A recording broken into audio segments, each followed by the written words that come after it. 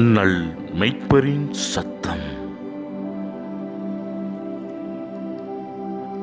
யோசுவா 23வது அதிகாரம் 10வது வசனம். உங்களில் ஒருவன் 1000 பேரை துரத்துவான்.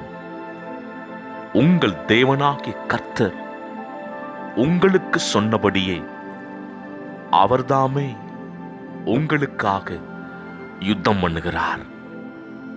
கிறிஸ்துவில் மிகவும் பிரியமானவர்களே, வேத வசனம் சொல்லப்பட்ட பிரகாரமாக ஒருவன் 1000 பேரை துரத்துவான். தேவன் சொன்னபடி அவர்தாமே உங்களுக்காக யுத்தம் பண்ணுகிறார்.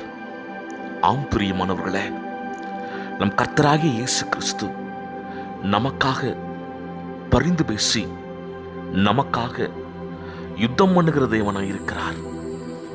சத்ருவானவன் அநேக வேளைகளில் நமது குடும்பங்களிலே, நாம் பணி செய்கிற இடங்களிலே பிரிவினைகளை ஏற்படுத்தி, குழப்பங்களை ஏற்படுத்தி தேவ பிள்ளைகளை மனமடிவு உண்டாக்குகிறான். தேவன் அந்த தருணத்தில் நாம் திகைத்து நின்று என்ன செய்வது என்று சொல்லி புலம்பி அழுகிற பொழுது, கர்த்தர் ஜெயாலியாய் இஸ்ரவேலின் ஜெயபலமானவர் தாமே நமக்காக யுத்தம் பண்ண அவர் தீவிரமாய் புறப்பட்டு வருகிறார். ஆகவேதான் வசனம் சொல்லுகிறது, ஒருவன் 1000 பேரை துரத்துவான். எனக்கன்பானவர்களே, தேவன் அப்படிப்பட்ட வல்லமைகளையும் கிருபைகளையும் சிலுவையிலே நமக்காக சம்பாதித்து வைத்திருக்கிறார். அந்த காரியங்களை விசுவாசத்தோடு ஜெபத்திலே சத்துருவை யுத்தம் பண்ணும்படியாக அபியாசப்படுத்துவோம். ஜெயத்தை காண்போம்.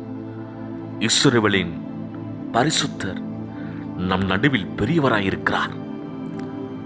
யோனாவிலும் பெரியவர் நமக்குள் இருக்கிறார். சாலமோனிலும் பெரியவர் நமக்குள் இருக்கிறார். ஏன், உலகத்தில் இருக்கிறவனினும் உங்களில் இருக்கிறவர் பெரியவர் என்று வேதம் தெளிவாய் சொல்லுகிறது. ஆகவே பயப்பட தேவையில்லை. வீரன் யோசுவாவுக்கு முன்னாலே நின்ற உருவின பட்டயத்தை உடையவர் நம்முடைய கோணலான வழிகளை செவ்வையாக்கும்படி கர்த்தருடைய தூதனானவர் உருவின பட்டயத்தோடு நமக்கு முன்னாலே சென்று சத்துருக்களை சிதறடிக்கச் செய்கிறார். ஆகவே நாம் சோர்ந்து போக தேவையில்லை. தடைகளை நீக்கி போடுகிறவர் நமக்கு முன்னாலே ஜெயாலியாய் புறப்பட்டு போகிறார். வெற்றியை காண்போம். ஜெயத்தை சொந்தரித்துக் கொள்வோம். கர்த்தர் உங்களை உங்களுடைய குடும்பங்களில், உங்களுடைய பணி செய்கிற இடங்களில் ஜெயாலியாய் நடத்துவாராக. கர்த்தர் உங்களை கனப்படுத்தி மென்மைப்படுத்துவாராக. ஆமென், ஆமென்.